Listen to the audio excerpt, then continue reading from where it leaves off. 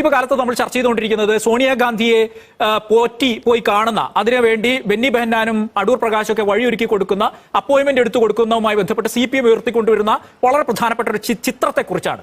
അതിനിപ്പോൾ ചോദ്യങ്ങളുടെ ഭാഗമായിട്ടാണെങ്കിലും ആ വിഷയം പരാമർശിച്ചു പോകാൻ മുഖ്യമന്ത്രി എന്ന കപ്പാസിറ്റി മുഖ്യമന്ത്രിക്ക് തടസ്സമുണ്ടായിരുന്നില്ല. ഗാന്ധിയുടെ അടുത്തേക്ക് എങ്ങനെയാണ് ഈ ഉണ്ണികൃഷ്ണൻ പോറ്റി എത്തിയത്?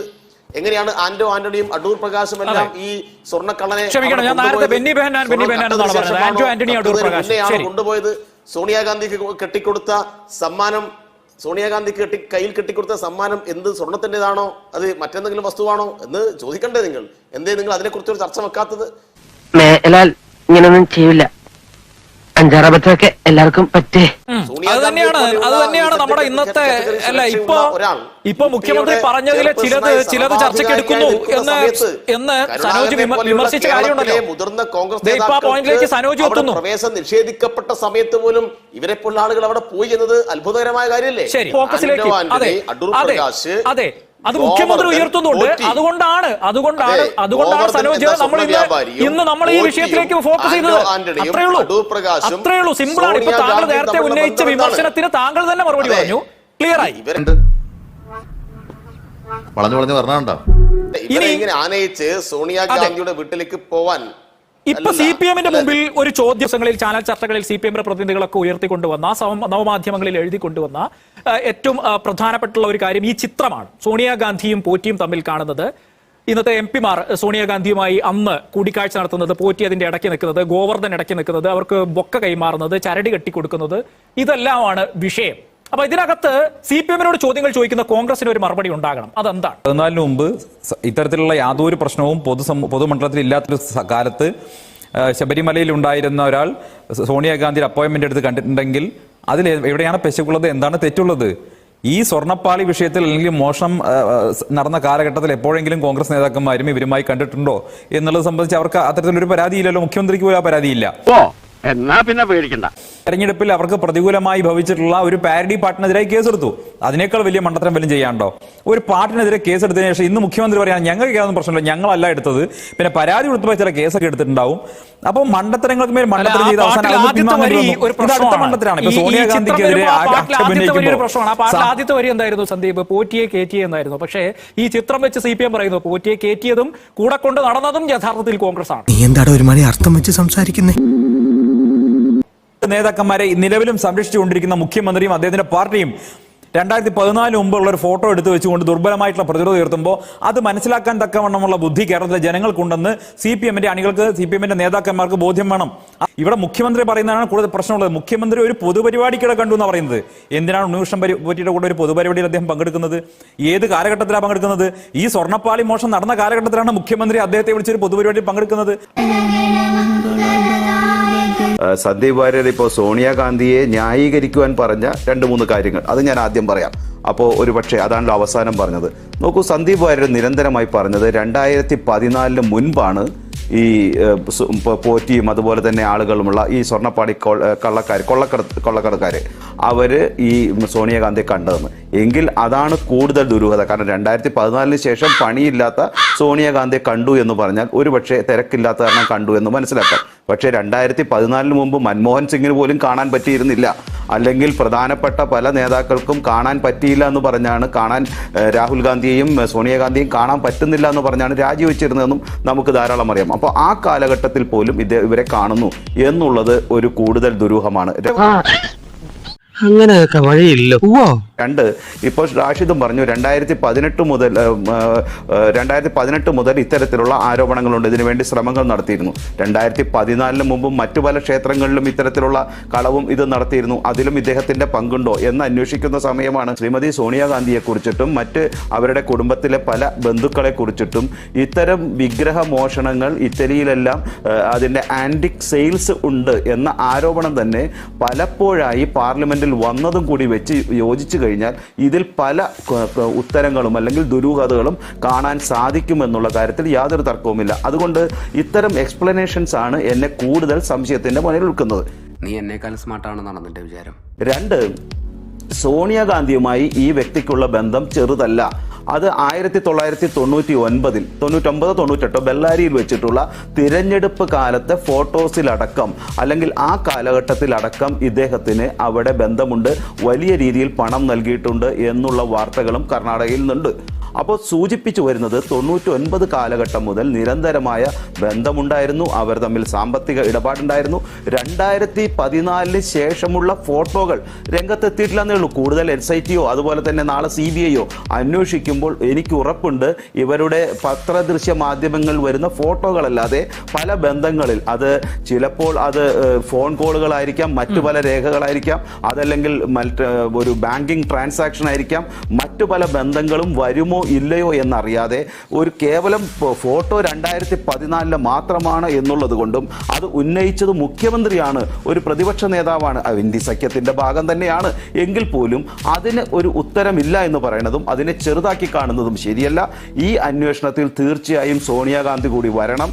ഇതിൽ 2014 മാത്രമല്ല 99 മുതൽ ഇവിടെ നടന്ന പല ഈ സ്വർണത്തിന്റെയും അതുപോലെ പഞ്ചലോഹ വിഗ്രഹങ്ങളുടെയും എല്ലാം ഇത്തരത്തിലുള്ള ഉത്തരവാദിത്വം കൂടി അങ്ങോട്ട് പോകുമോ എന്ന ഭയപ്പാടിലാണ് ഞാൻ. നിവർത്തിയുണ്ടല്ലോ രാമേട്ട, 2 മാസമായി ഞാൻ ഇവന്റെ കള്ള സെന്റിമെന്റ്സ് കേൾക്കാൻ തുടങ്ങിയിട്ട് ഇത്തിരി സ്വാതന്ത്ര്യം കൊടുത്തപ്പോ തലേ കയറാൻ നോക്കുക. പല സ്വർണ്ണക്കള്ളക്കടത്ത് കേസിലെ പ്രതിക്ക്, ഈ വിഗ്രഹമോഷണ കേസിലെ പ്രതിക്ക്, ഈ അമ്പലക്കൊള്ളയിലെ പ്രതിക്ക്, ഈ ഒരു ഇന്ത്യയിലെ ഏറ്റവും പ്രധാനപ്പെട്ട ഒരു രാഷ്ട്രീയ നേതാവിന്റെ അടുത്ത് മറ്റു പല MP-മാർക്കോ എനിക്ക് തോന്നുന്നില്ല. പാവം സന്ദീപിന് ഇതുവരെ ഫോട്ടോ കിട്ടിയിട്ടുണ്ട്, ഞാൻ കണ്ടിട്ടുണ്ടെങ്കിൽ ഫോട്ടോ കിട്ടിയിട്ടുണ്ടെങ്കിൽ നല്ലത്. അത്തരം ആളുകൾക്ക് പോലും നിന്ന് ഒരു ഫോട്ടോ കിട്ടാത്ത സ്ഥലത്ത് ഇത്തരം വിഗ്രഹ കൊള്ളക്കാർക്ക് കിട്ടുന്നു എന്നുള്ളത് സമൂഹത്തെ ആശങ്കപ്പെടുത്തുന്നു. അന്ന് ഈ ശബരിമലയിൽ ഈ വിധത്തിലുള്ള സ്വർണ്ണക്കൊള്ള ഉണ്ട് എന്ന് നമ്മുടെ മുമ്പിൽ വിവരമില്ല. ഇപ്പൊ ഇതുവരെ SIT അന്വേഷിച്ച കണ്ടെത്തൽ പ്രകാരം ആ കാലയളവിൽ കൊള്ള നടന്നിട്ടില്ല. അന്ന് പോറ്റിക്ക് അവിടെയുള്ള റോൾ എന്താണെന്ന് നമുക്ക് എല്ലാവർക്കും അറിയാം. അതിനുശേഷം ഈ ഗോവർദ്ധൻ പോറ്റിയുമായുള്ള കണക്ഷൻ അത് ഏത് തരത്തിലാണ് എന്ന് വിശദീകരിക്കേണ്ടത് അവർ തന്നെയാണ്, അല്ലെങ്കിൽ അന്വേഷണ സംഘം ഇനി അന്വേഷിച്ച് കണ്ടെത്തി വിശദീകരിക്കേണ്ടതാണ്. അന്ന് 2014 ഇപ്പോൾ കേന്ദ്രത്തിൽ നിന്ന് കേന്ദ്രം നയിക്കുന്ന ഒരു കേന്ദ്ര ഏജൻസി അല്ലെങ്കിൽ കേന്ദ്രം നിയന്ത്രിക്കുന്ന ഒരു കേന്ദ്ര ഏജൻസി വരണം അന്വേഷണത്തിന് എന്ന് BJPക്ക് അഭിപ്രായമുണ്ട്. അത് BJPക്ക് കൂടി ഇപ്പൊ ഈ പറയുന്ന സോണിയാഗാന്ധിയിലേക്ക് കൂടി അന്വേഷണം എത്രയെന്ന് താങ്കൾ പറഞ്ഞു. ആ വഴിക്ക് തിരിച്ചുവിടാൻ വേണ്ടിയാണോ, അതല്ല ശബരിമലയുടെ യഥാർത്ഥ കുറ്റവാളി ആരാണ് എന്ന് കണ്ടെത്താൻ വേണ്ടിയാണോ? ഈ CBIയുടെ ചരിത്രം മിനിമം BJP അധികാരത്തിൽ വന്നതിന് ശേഷമെങ്കിലും നന്നായി പഠിച്ചവർക്ക് ഇത്തരം ആരോപണങ്ങൾ ഉന്നയിക്കാൻ സാധ്യമല്ല. കാരണം ഇവിടെ നമുക്കറിയാമല്ലോ, ഒരു പ്രധാനപ്പെട്ട ഒരു സെക്സ് റാക്കറ്റ് കേസ്, കോൺഗ്രസിന്റെ പല നേതാക്കളും ഉണ്ടായിരുന്ന ശ്രീ ഉമ്മൻചാണ്ടി അടക്കം ഉണ്ടായിരുന്ന സെക്സ് റാക്കറ്റ് കേസ് ഇവിടെ കഴിഞ്ഞ തിരഞ്ഞെടുപ്പിന് തൊട്ട് ദിവസം അത് CBIക്ക് അയച്ചു. എന്തുകൊണ്ട് അത് CBI ഏറ്റെടുത്തിട്ട് ശേഷം വലിയ അന്വേഷണമൊന്നും ഇല്ലാതെ കൃത്യമായി അന്വേഷണം നടത്തിയതിന് ശേഷം ഇതിൽ തെളിവുകളില്ല എന്ന് പറഞ്ഞാണല്ലോ വിട്ടത്?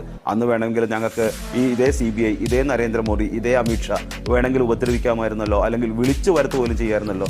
ഇവിടുത്തെ ഹൈബി ഈടനടക്കമുള്ള എല്ലാ നേതാക്കളെയും വളരെ സുതാര്യമായി പറഞ്ഞുവിട്ട ഒരു ചരിത്രവും കൂടി ഉണ്ട് എന്ന് ദയവായി താങ്കൾ മറക്കരുത്. അത് സന്ദീപ് മറക്കാം, പക്ഷേ അത് ഒരു ആങ്കർ എന്ന നിലയിൽ താങ്കൾ മറക്കരുത്. അടച്ചപേക്ഷിക്കുമ്പോൾ ഇതെങ്കിലും ഇടയ്ക്കെങ്കിലും പറയണം. ഞങ്ങൾ എന്തെങ്കിലും പറയാനുണ്ടോ? CBI ഒക്കെ സ്വതന്ത്രമായി നമ്മുടെ രാജ്യത്ത് പ്രവർത്തിക്കണം. താങ്കൾക്ക് കൃത്യമായ വിവരം ഉണ്ടാകണം ശ്രീ ശിവശങ്കർ. വിഗ്രഹ കടത്തുകാരുണ്ട്. അത്തരത്തിൽ അന്വേഷണ സംഘത്തിന് അറിയാത്ത വിവരങ്ങൾ താങ്കൾ എന്നോട് പറയുമ്പോൾ എനിക്ക് സ്വാഭാവികമായി തോന്നുന്ന ചോദ്യമാണ്. എനിക്ക് കൃത്യമായിട്ട് വിവരം ഉണ്ടായിരുന്നു. സ്വാഭാവികം, അന്വേഷണ വിവരത്തിനേക്കാൾ കൂടുതൽ വിവരമുണ്ടെങ്കിൽ ഞാൻ SIT പോയി പറഞ്ഞേനെ. അതല്ലാതെ VD സതീശൻ പറഞ്ഞതുപോലെ 2 IPSകാർക്ക് ജാതകവശാൽ അങ്ങനെ ചർച്ച ചെയ്യാൻ സാധ്യതയുണ്ടെന്നൊന്നും പറഞ്ഞ് ഞാൻ നിർത്തില്ല. 2 IPSകാരുടെ ഉത്തരമുണ്ടെങ്കിൽ IPSകാർക്ക് ഇതിൽ ബന്ധമുണ്ട്, അത് ഇന്ന പേരാണെന്ന് പറയുവാനുള്ള തന്റെ ഇടം ഞാൻ കാണിച്ചേനെ. അതാണ് ഈ ശബരിമല അന്വേഷണത്തോട് കാണിക്കാവുന്ന, പ്രത്യേകിച്ച് പ്രതിപക്ഷ നേതാവിന്. ഞങ്ങളെപ്പോലുള്ള അത്തരം ഉത്തരവാദിത്വം ഇല്ലാത്തവർക്കെല്ലാം ഗൂഢാലോചനയുടെ വശം പറഞ്ഞു, 500 കോടി എന്നുള്ള എമൗണ്ട് പറഞ്ഞു. അപ്പൊ ഇത്രയൊക്കെ കാര്യങ്ങളുണ്ടെങ്കിൽ വലിയ ഗതികെട്ടവൻ ഈ ലോകത്ത് വേറെ ആരെങ്കിലും ഉണ്ടാവും എന്റെ കർത്താവ്. വാസ്തവത്തിൽ ഈ ചർച്ചയിൽ ശിവശങ്കറിനെയും സനോജിനെ കൂടി രണ്ടുപേരെ കൂടി വിളിക്കേണ്ട കാര്യം ഉണ്ടായിരുന്നു എനിക്ക് തോന്നുന്നില്ല. കാരണം ഇവിടെ ശ്രീ ശിവശങ്കർ പ്രതിരോധിച്ചത് മുഴുവൻ CPM-നെയാണ്. മുഖ്യമന്ത്രിക്ക് വേണ്ടിയിട്ടുള്ള പ്രതിരോധമാണ് BJPയുടെ പ്രതിനിധി ഈ ചർച്ചയിലുടനീളം ഉയർത്തിയത്. മുഖ്യമന്ത്രി ഇന്ന് പറഞ്ഞ കാര്യങ്ങളാണ് ഇന്ന് BJPയുടെ പിടിവള്ളിയായിട്ടുള്ളതും BJP പ്രതിരോധിക്കാനും വേണ്ടി ഉയർത്തി കാണിച്ചിട്ടുള്ളതും.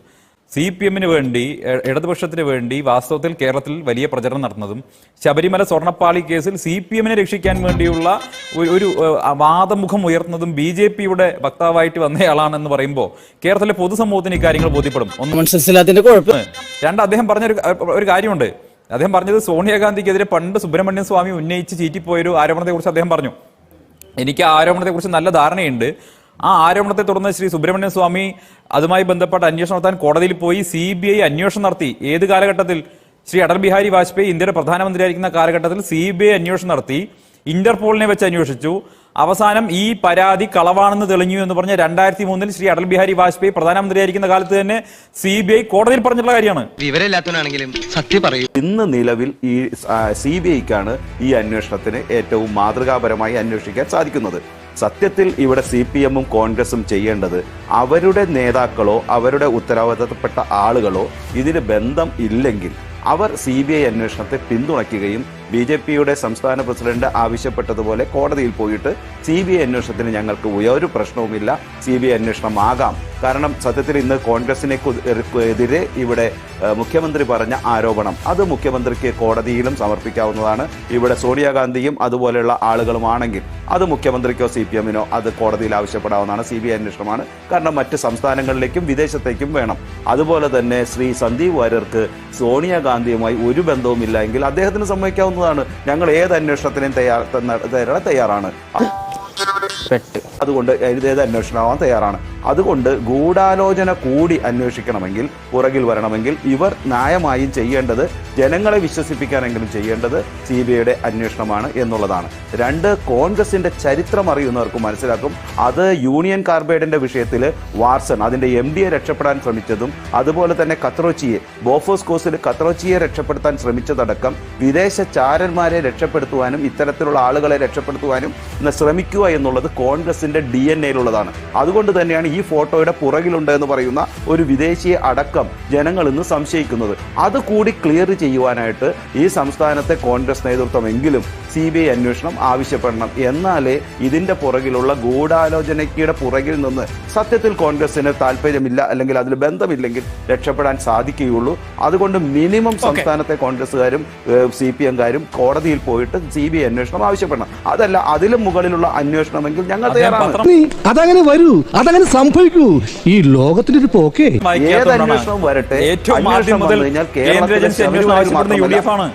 ഞാൻ നേരത്തെ പറഞ്ഞു പാർലമെന്റിനകത്ത് ഏറ്റവും ആദ്യം മുതൽ ആവശ്യപ്പെടുന്ന UDF ആണ്. താങ്കൾ പത്രം വായിക്കാത്ത DV ആണെങ്കിൽ എന്റെ കുഴപ്പമില്ല. രണ്ടു ദിവസമായിട്ട് പറയുന്നില്ല സന്ദീപ് ഇപ്പൊ ഈ ചർച്ചയിൽ സന്ദീപ് പറഞ്ഞില്ലല്ലോ. സന്ദീപ് ഈ ചർച്ചയിൽ പറഞ്ഞില്ലല്ലോ എല്ലാ ദിവസവും പറയുന്നുണ്ട്.